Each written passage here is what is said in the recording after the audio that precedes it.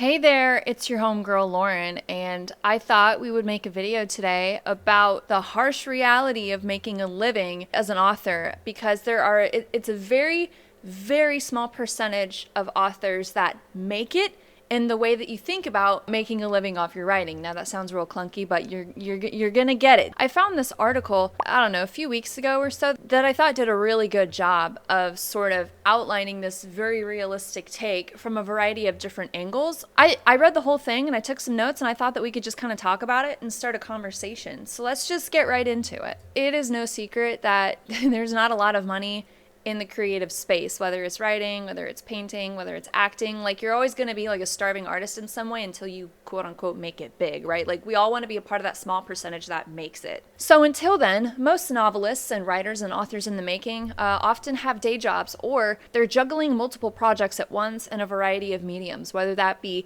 with film or journalism or audio. It's just like you have to put food on the table somehow, some way, and that often requires another job or another type of side gig or freelance gig. And Paul Yoon, who is the author of The Hive and the Honey and is also a professor at Harvard, puts it really well. And he says that he defines writing as the vocational thing I do while, quote, teaching is my job. So we're going to kick this off by talking about book advances. And if you don't know what a book advance is, it is a monetary representation of how much value a publisher thinks your book has. In other words, how well they think a book is going to sell. And I actually made a video that talked about advances and royalties, and that's essentially how authors make their money. So feel free to check that out if you want. And so the goal with any advance, any chunk of money that your publisher gives you up front for your book, the goal is to earn that out so that then you are entitled to royalties. And those are like the monthly or the quarterly checks that kind of come in. Like, if you got a $300,000 advance, which by the way is like amazing. That is incredible. That's a rarity if you get a advance that size. But let's say that your publisher's like, hot dog, this is the next best thing since sliced bread. Here's a $300,000 advance. You're not going to get that all at once. You're actually going to get that installments over a period of maybe 1 or 2 years, depending on the book deal that you have. I've heard that you can get those in quarterly installments. Cheryl Strayed, when she wrote her book Wild, she got a $100,000 advance, which is still really good. She got the first one upon signing the contract.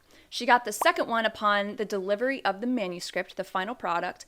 She got the third installment of $25,000 upon publication of the book, which can easily take years, depending on the size of the publisher. And then she got the fourth installment 1 year after its release. And then you have to take into account taxes. And then if you have an agent, they're going to take 15% of whatever that is. So it seems like a lot, but when it's spread out over time, it's more of just like a passive income type thing. So this means that every subsequent book deal that you get is going to be measured against all of the other previous selling books that you've done, especially if some of them haven't done too well. Because, right, like in the eyes of a publisher, you as the author, whether your debut or, first time or you've published books before, you are seen as an investment in the eyes of the publisher.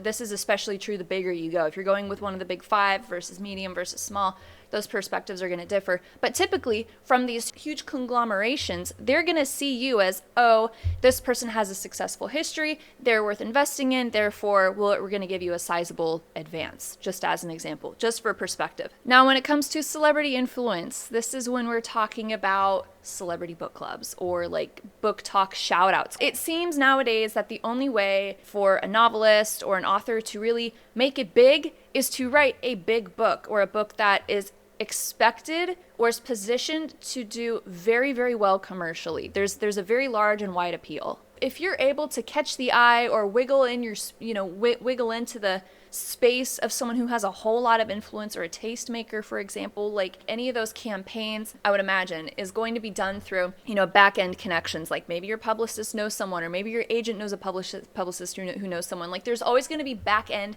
conversations that you may or may not be privy to. Those aren't things that just an author goes out and does because they don't have those kinds of industry connections. So publishing is just very, very connection heavy. It's a really small neighborhood where everyone kind of knows each other and everyone kind of networks within their little group, right? It's like a whole ecosystem in itself. Another perspective worth considering when we're talking about harsh realities of making a living as an author is that there are some budgetary issues, especially on the side of the publisher, that can come into play. And this was especially noticed over the course of the pandemic between 2020 and 2021, when book sales just skyrocketed, right? Because everyone's at home home, we're sitting around doing nothing, we're in quarantine. When you have such a high demand for books, what happens, right? You're going to have a strain on your resources. This includes printing, shipping, and paper. And because of this, many imprints and publishers have or are still operating at a deficit. And because there are such limited resources in that space, printing and production-wise, this means that publishers, especially the large ones, are going to be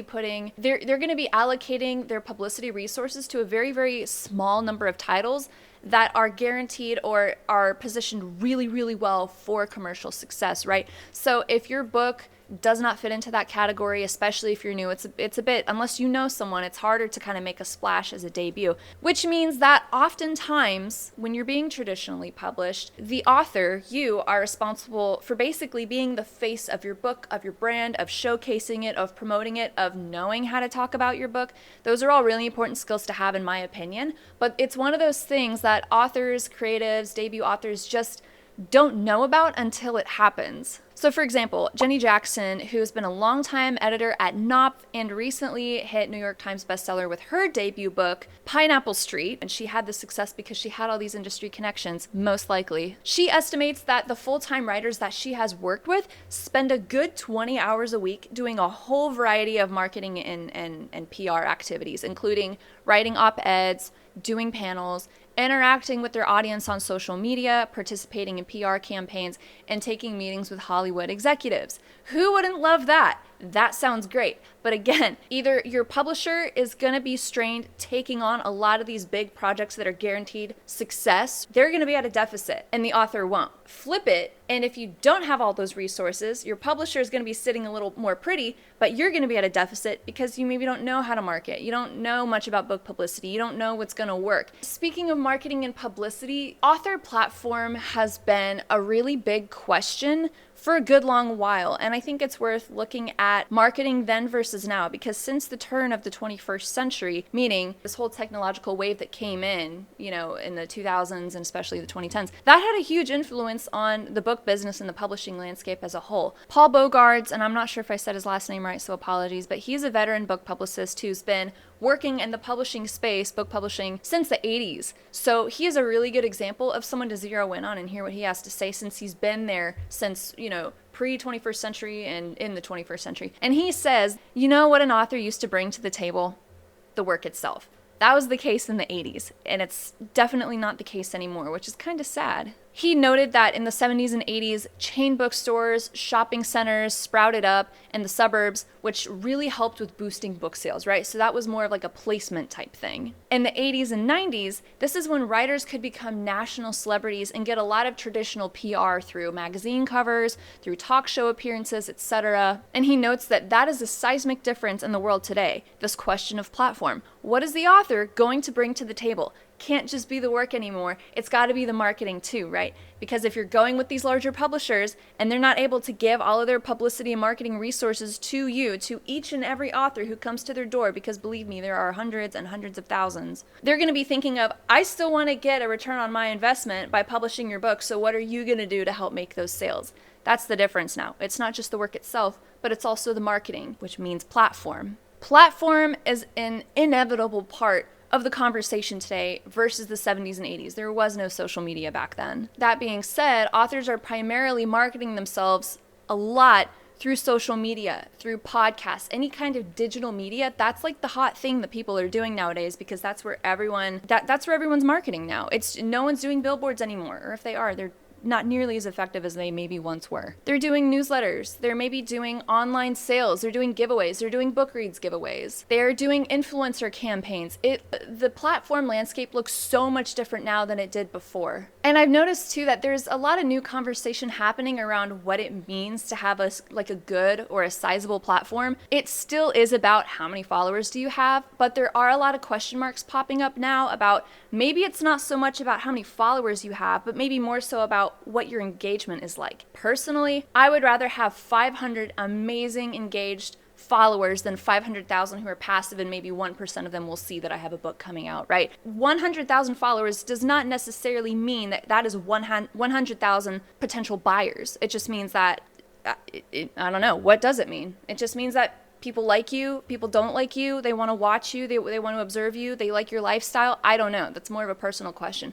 But if you have people who are engaging with your stuff, those are X number of people who might very well see that, oh, this person's publishing a book. I like them. I like what they have to say. I like their brand. I like their message. I like their authenticity. I would love to support them by buying a book. I mean, that whole thing in itself, author platform marketing, that is just one whole giant bag of chips over there. That would take a whole other separate few thousand videos to address. And lastly, we have the thing that every aspiring author and debut author wants, which is book adaptation type conversations, right? Because really, that's where the money is. If it's not a celebrity book club pick, it's most likely going to be a movie success, right? I've just heard that the bags are where the movie deals are. And this is supported by Lowell Peterson, who is the executive director of the Writers Guild of America, or the WGA for short. And he says that unless you have a big, huge hit play or a lucky best-selling novel, you're probably paying your bills with a TV or movie gig. And lastly, I really want to get another professional's perspective on this, and it will be coming from Ayad Akhtar, who is a Pulitzer Prize-winning playwright as well as president of PEN America. He says, writers are figuring out how to fit into a system where executives who are ultimately non-creative, and I don't mean that just as a pejorative, but as an observation of fact, are making determinations about what's going to work on a platform. And I feel like that is such a distinct note to recognize, is that there are a lot of people who are in the creative space but aren't necessarily creatives themselves. They're businessmen, they're profit seekers, right? I'm not saying that's a good thing, I'm not saying that's a bad thing, but I am saying that that is something that exists within the creative space. There's been a shift over the years, right, from a lot of creative work where the author only had to bring out the work itself. That's what they were responsible for. It's not the case anymore. We're so profit-driven right now that everything boils down to a formula. Have you ever looked at nonfiction books in the self-help category or in the business category? A lot of the book covers look very, very similar. Why? Because it's formulaic. Why do people use formulas? Because they work. Why do we want them to work? Because they make money. It's an easy sell, right? If one thing works, why not create a lot of different versions of that and have almost a guarantee that it's going to sell because the original formula did? It's a formula, it's an algorithm, it's just a money maker, right? It's a snowball, it's a freight train. Once you get it going, you're hoping that'll just kind of keep carrying itself and become passive, which is maybe why we might not see too many movies that capture our attention anymore, why we don't see too many books that seem totally original, right? Because it's written by people who have already demonstrated to the industry that they are more than capable of making books that sell and therefore making money. This is what I'm talking about when I say that books are a business. In some ways, it's unfortunate that it has to be boiled down to a bottom line and it can't just be for the thrill of it, for the fun of it, for the experimentation of it anymore. It's just kind of the society that we live in right now. I almost kind of think of it as a pendulum. You know, in one section of our life, it might swing one way, and later down the road, it might swing another way, right? Like, it can never really just be a happy medium, can it? I don't know. I feel like that can be applied to a lot of different things, but it's just a conversation starter, right? So I hope this was insightful. I hope this was an eye-opener.